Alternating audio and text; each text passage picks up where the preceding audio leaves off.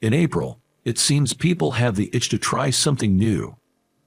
Just like every year, as the end of April approaches, there's been an increase in climbers with brand new gear.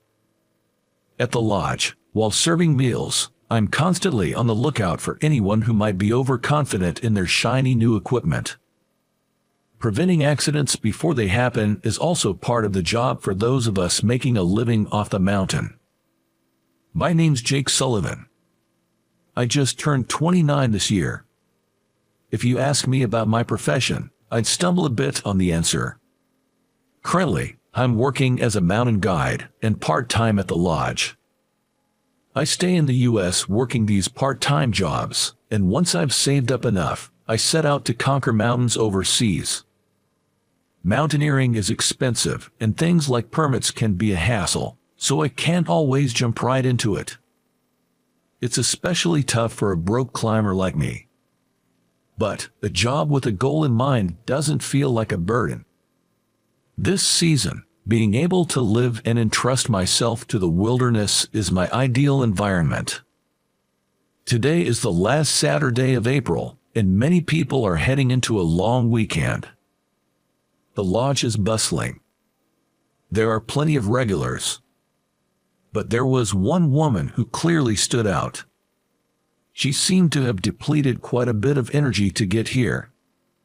Her pale complexion didn't strike me as that of a frequent mountain goer. She was panting and carefully settled herself down at a corner in front of the lodge, so as not to get in the way of others. She was constantly checking the heel of her left foot. She probably has a blister from her new hiking boots. I went inside the lodge for a moment, picked up a Band-Aid specially designed for blisters, and approached the woman. The sun hid behind my back, casting a shadow around her as she sat down. When I saw her lift her head in surprise, I was momentarily captivated. I mean, she was more beautiful than any other woman I had ever met. I'm not sure how to explain it, but she had a sort of translucent, fragile beauty. Her long jet black hair was tied up with a hair tie, but it shone brilliantly. "Excuse me, aren't you getting a blister? Here, take this." As I offered her a plaster, she looked at me suspiciously. She seemed to be on guard, being approached by a big guy on top of a mountain. I explained that I was a mountain guide, and also worked part-time at a mountain hut. With this, her tension eased a bit. "Thank you." In a small voice, she accepted the plaster.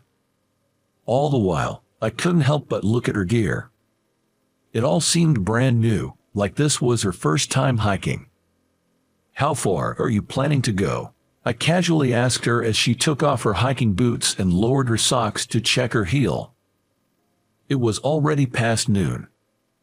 If she aimed for the summit from here, she would end up walking back in the dark, which could be dangerous. Ideally, I wanted her to turn back here or aim for the summit tomorrow morning. Despite my hopes, she told me that she intended to reach the summit. Fog was starting to hang around the summit. Mountain weather can change quickly. Even if you aim for the summit now, it will be dark by the time you descend. There's fog coming in as well. Wouldn't it be better to give up for today and aim for the summit tomorrow morning after spending the night at the hut? On hearing my words, she frowned in discomfort. She seemed to dislike being instructed by others. But this was a matter of life, and I wasn't ready to back down just yet. If she got lost and the colleagues who went to rescue her got into trouble, I couldn't bear the thought. "I appreciate your concern, but I have my own plans. I find it uncomfortable to be directed by a stranger like you."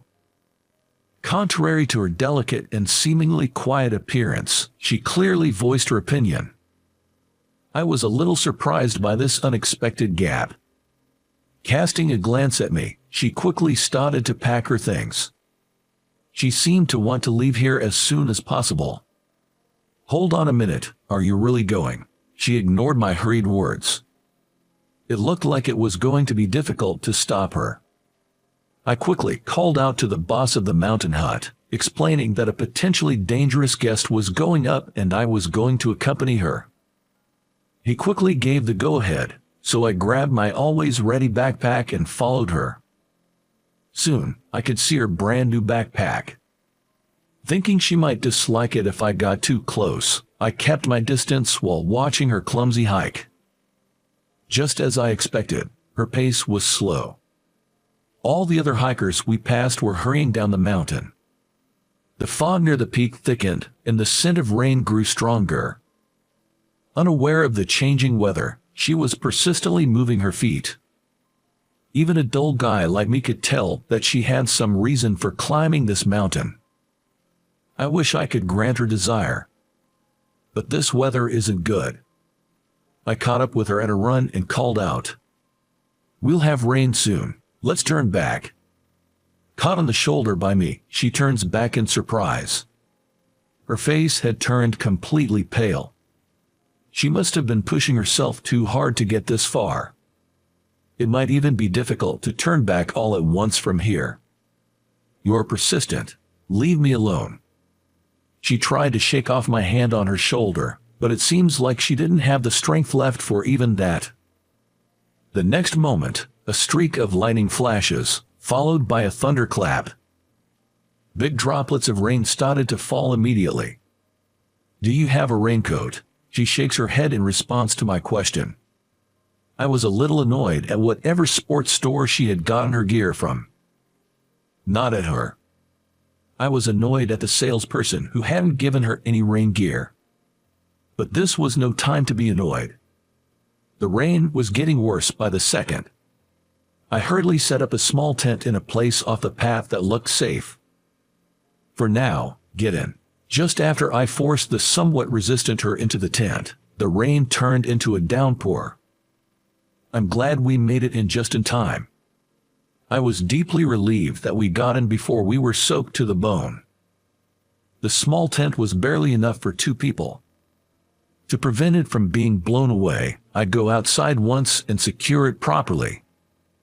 When I come back into the tent, she silently offers me a towel. "Thanks." I gratefully wipe my wet body with the towel. It smelled faintly of fabric softener. It was pouring. The raindrops seemed like they might pierce through the tent. I used a solid fuel to boil water and made cocoa.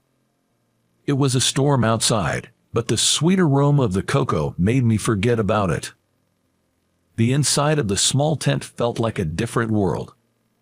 "Here you go." As I offered her the prepared cocoa, she slightly nodded and accepted it. The cocoa warmed her from inside. Perhaps it was just my imagination, but her complexion seemed a bit better. "Tomorrow morning, let's aim for the summit." There was no response from her to my words. The next morning, the rain ceased as if it had never been. We decided to head for the summit at dawn with the sunrise. She insisted that she could go alone, but I persuaded her and watched from a close but not too close distance. Maybe she was getting used to the mountain a bit. Her footsteps seemed lighter than yesterday. As her determination to reach the summit is such high, she'll surely smile once she reaches the top. I followed her, thinking such thoughts. Now here comes the unbelievable part. When we finally reached the summit, there was no smile on her face. She was just staring intently at the other mountains visible from the peak. I couldn't possibly think she had come mountain climbing because she liked mountains. She didn't even take pictures or express joy. She left the summit within less than 5 minutes. And just like that, she started descending as if fleeing. She didn't look back at me, and of course, didn't utter a single word of gratitude. I didn't help her because I wanted gratitude, but it still saddened me. In the end, I never even got to know her name. I've met an unbelievably rude woman. As soon as I got back to the cabin, I told my part-time colleagues about last night. I rarely get angry, but my colleagues found it funny and laughed at me holding their stomachs. I truly thought she was a rude woman. That was my first encounter with her. Mountains are inherently dangerous, and even the skilled people can abruptly lose their lives. A senior who guides mountain climbing with me, called Bob, once lost a climbing partner on a mountain abroad. Both of them had a long history of climbing and were skilled. "It's sudden," Bob chuckled bitterly. Today was the 3rd anniversary of his climbing partner's death. He asked me to accompany him to pay respects, so I went with him to buy incense and flowers for the deceased's grave. The destination was a well-kept cemetery. In one corner of the cemetery, I saw a figure praying ardently in front of the tombstone. As we approached, the figure quickly stood up. "What? It's the rude woman I met on the mountain the other day." In my astonishment, the truth slipped out of my mouth. Suddenly, Bob reached out and covered my mouth. "Bob, you remembered my husband's 3rd-year anniversary, didn't you?" she quietly said. I could feel a tense energy radiating from Bob, who stood next to me. Bob is usually a bright individual and always positive. He never feels out of place and is kind to everyone. Seeing such a person so tensed up, I was taken aback. "There's no way I could forget, Laura," Bob managed to squeeze out. "It seems like she is Laura, the wife of his late climbing partner." That he would address her by her first name. They must have been close in the past. But now, there's a cold wind blowing between the two. Laura stared at Bob with icy eyes. "Did you climb the mountain? Did you get to like it a bit?" Bob asked after a moment of silence. Probably he couldn't withstand Laura's cold gaze and silence any longer. "No, not at all. I despise it even more. I just can't understand people who climb mountains," Laura said, her lips twisted in disdain. It seemed as if she was choosing her words to hurt Bob. "Laura, do you hate me?" "What, you're asking the obvious. Of course, I hate both the mountain and you." Leaving these harsh words behind, Laura walked away. After she left, Bob just crumbled and sat down on the spot. That night, I went out for drinks with Bob. I was worried about letting him go home alone. He rarely got drunk, but that night, he was terribly inebriated. Again and again, he mumbled words of apology to Laura in a groaning voice. I have never seen Bob like this before. It almost made me hate Laura, who was pushing him to this point. By the time I managed to get him into his apartment, the sky was already beginning to lighten. The next day, Bob was back to his usual self. Looking a little shy, he apologized for his behavior the night before, saying, "Sorry about that." All I could muster was, "It's okay." Once I returned to the mountains, I diligently continued my work. By the time the tourist season was ending, I could see the prospects of securing funds for my next climbing expedition. I was considering trying to climb Denali in Alaska. That's what I had been thinking about all this time. Of course, I didn't have such a conceited idea that I could conquer it in one go. I am merely a challenger. I intend to challenge it as many times as it takes. Upon hearing this, my longtime friend, Steve, offered to support me. He is looking for companies that could provide financial support. The reason I had come down from the mountains to return to the city after such a long time was because I received a message from him saying that he had found a company likely to provide funding. It happened to be a time when preparations that couldn't be done in the mountains, like gathering equipment and submitting applications, had been piling up. I borrowed a suit, something I was not accustomed to wearing, from Steve and got myself reasonably dressed. I told him that I should be fine in my usual outfit, but Steve told me, "It's a big corporation." The place he took me to was the headquarters of a large company that even I, being disconnected from the world, knew about. The massive building was overwhelming.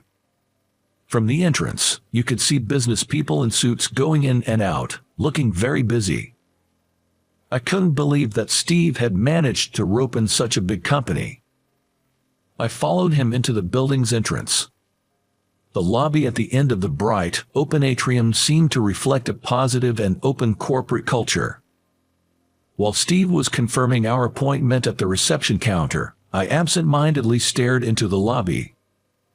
Right in the center of the lobby, they were in the process of refreshing the flowers in a large vase. Is that? There she was, Laura. She was arranging flowers in front of the large vase with certainty. Her profile looked very serious. I looked around to see if there was any other staff, but there was no one. Noticing my gaze, Laura stopped arranging the flowers and looked over. I involuntarily shuddered. Narrowing her eyes slightly, she confirmed it was me, and without hesitation, started walking towards me. I panicked at her approach. I thought she might throw harsh words at me again. I had an important presentation coming up. It would be disastrous if my spirit broke at a time like this. But there was nowhere for me to escape. I closed my eyes tightly and repeated a soothing mantra. I even prayed that she had mistaken me for someone else. I didn't get your name before. I have something I need to apologize to you for. I opened my eyes wide in response to her unexpected words. There in front of me was the face of the woman I'd been smitten with that day. When we met on the mountain, I think her makeup had all but melted away due to sweat, leaving her almost bare-faced. Today, Laura had her makeup neatly done and seemed like a professional woman. What do you mean? Suddenly, I was thrown into confusion by her change in attitude. In my dream, I was scolded by him. Her late husband appeared in her dream, apparently scolding her for her disrespectful behavior towards me. It seemed she was repeatedly urged to forgive my mentor, Bob. I thought about it when I woke up. I was immature. I sort of ran away without even thanking you for saving my life. Thank you for that time, she said a bit bashfully and deeply bowed to me. I somehow felt embarrassed and acted awkwardly. If you have time, I would like to treat you to lunch. I owe you an apology for many things. As I nervously responded, Laura proposed this. Of course, I readily agreed. Laura smiled happily and said, I'm glad upon hearing my response. She went back to her work after we decided to meet up at the entrance. Steve, watching me entranced by her, rolled his eyes. The presentation to the company was a great success, and it was decided we would receive financial support. It seems they'll also provide us with gear. It's truly a blessing. I deeply appreciated Steve's effort. Laura arrived a bit late to the entrance where we decided to meet. I'm sorry, I was tied up with some work stuff. I was again taken aback as she runs up, panting. I guess she's just my type. I've never felt like this in my life before. The place Laura had reserved was a restaurant serving Nepalese cuisine. It seems it was her late husband's favorite restaurant. The dal soup with spices, herbs, and beans was also my favorite, so I was genuinely happy that she chose this restaurant. He used to bring me here a lot. He said he would eat this in Nepal as well. He used all kinds of ways to try to take me to the mountains. She smiled a little sadly as she remembers her late husband. Thinking about Laura's feelings makes my heart ache a little. Did you have some business with that company after coming down from the mountain? When asked by Laura, I told her that they'd become our corporate sponsor. I informed Laura that I would be challenging Denali next. She frowned a little at that. Denali, it's been a while since I've heard that. It's a mountain that every climber longs for. She must have heard it numerous times from her husband. Perhaps even Laura's husband had expressed his desire to challenge Denali. I'm sorry. Without thinking, the words of apology slipped out. At my words, Laura's eyes widened in surprise. And then, in the next moment, her eyes narrowed in a smile. Don't be silly. There's nothing to apologize for. With a tone like she was talking to a child, I found myself feeling somewhat diminished. I'm not a child who can't understand what he said in his dreams, but hatred and forgiveness are complicated things. Laura said that she understood this in her head. No one was at fault. But she can't stop the feelings of hatred. Forgiving is even more difficult. Living is quite a tough task. Laura sighed softly. For the first time, I felt like I touched the folds of a human heart. It was delicate, complex, and sometimes troublesome, but it felt like evidence of being human.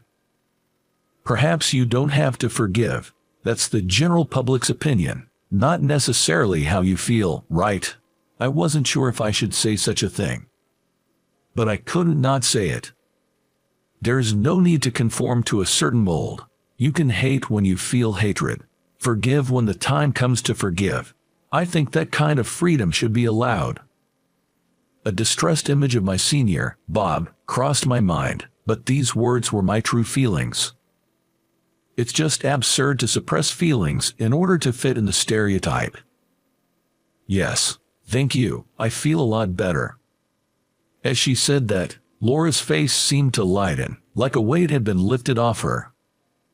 As we said goodbye, Laura reached out her hand for a handshake. I firmly gripped her slender hand in return. She didn't say a word, but I felt like her hand was saying, "Come back alive." I met Laura again a year and a half after that day.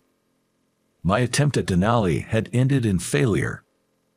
Bad weather played a part, but the mistake was mine.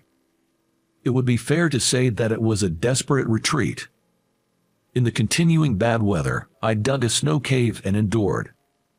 If rescue had come even a day later, I don't think I would have survived. When I woke up in the hospital, flown in by helicopter, all medical procedures had been completed. I had 2 toes and my right little and ring fingers amputated due to frostbite. When I heard about the procedure, I didn't feel despair. I just thought that I could still climb. It might sound stupid, but that's really what I thought.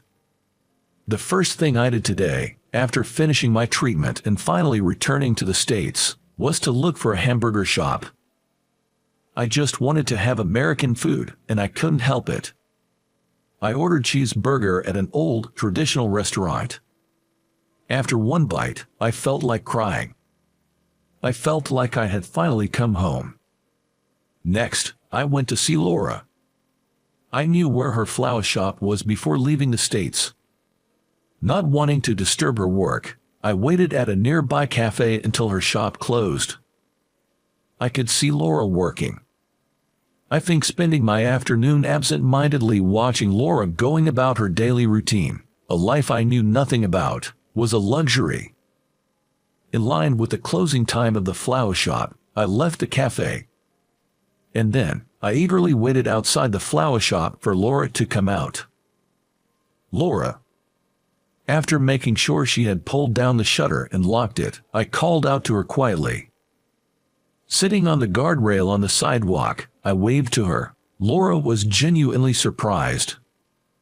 "What, Jake, really?" She put her bag down in front of the shutter and ran over to me. I jumped off the guardrail and extended my right hand to her. The right hand she had extended to me when we said goodbye.